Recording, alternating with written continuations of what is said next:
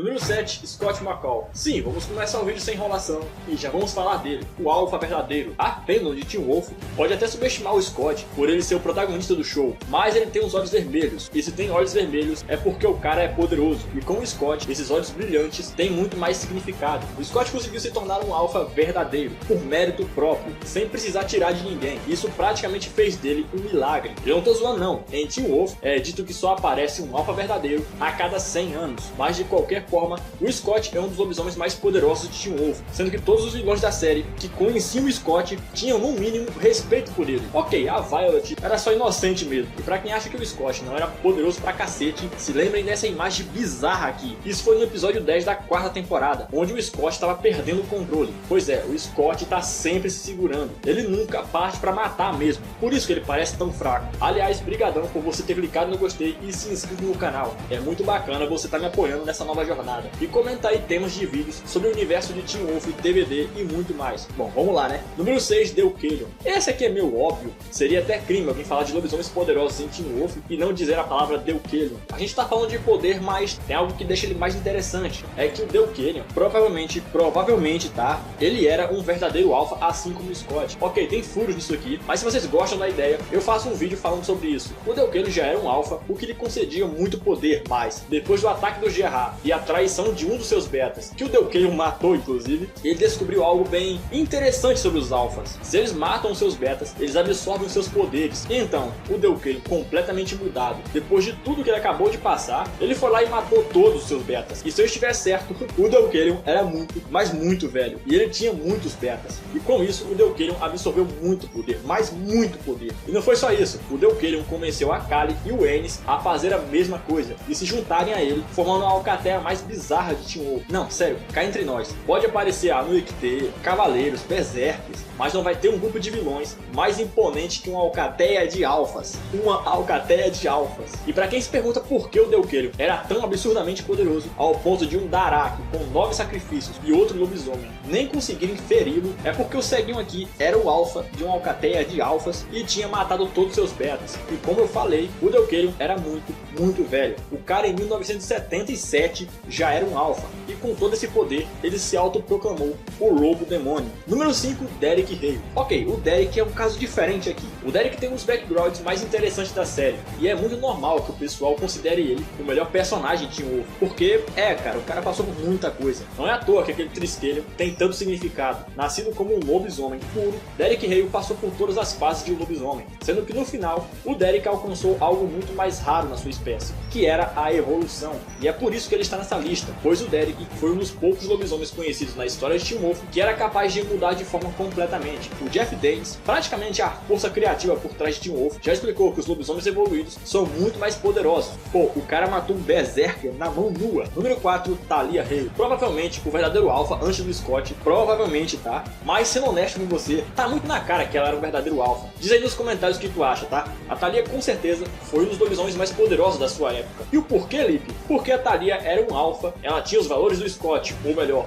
o Scott tem os valores dela, e a Talia era um lobisomem evoluído. Vocês lembram como ela chega pra trocar uma ideia com as alcateias? Pois é, na forma de lobo. Pra ter uma noção de quão poderosa a Talia era, ela tinha influência suficiente pra ter voz entre vários alfas, ela era a líder da sua família, e tem uma coisa que só vimos ela e o Deucalion fazer, ela tirou as memórias do Peter e do Derek sobre a Malia. E pra quem se pergunta como que o Ditton sabia que o Scott ia se tornar um verdadeiro alfa, então, o Ditton era emissário da Talia. Tô dizendo, cara, essa mulher era o verdadeiro alfa. Ah, e uma menção honrosa aqui, tá? Pra Laura, que apesar de ter sido morta pelo Peter, ela também era um lobisomem evoluído. A fusão Ethan e Aiden. Sim, o Ethan e o Aiden eram fortes por serem alfas, mas o que deixou ambos muito poderosos era a fusão entre eles. O bicho era bolado, cara. Olha o tamanho desse lobisomem. Ele era muito, mas muito poderoso. Nessa forma, o Ethan e o Aiden encaravam vários lobisomens sozinhos. Fora que foi nessa forma que os gêmeos mataram toda a sua alcateia, incluindo o seu alfa, que, diga-se de passagem, eles despedaçaram o cara. E eu vou ser honesto com você de dizer que, na minha opinião, no bando dos alfas, só o Deucalion ficava acima da fusão, porque teve vários momentos em que a fusão do Ethan e Aiden se mostraram muito mais poderosos que a Kali e o Ennis. Vocês lembram daquela sequência no hospital? Número 2, Peter Hale. Tá, depois da primeira temporada, o Peter não era mais um lobisomem tão poderoso, pô, nem de longe. Mas quem é fã de Teen Wolf mesmo, lembra do alfa original, o Peter como um alfa.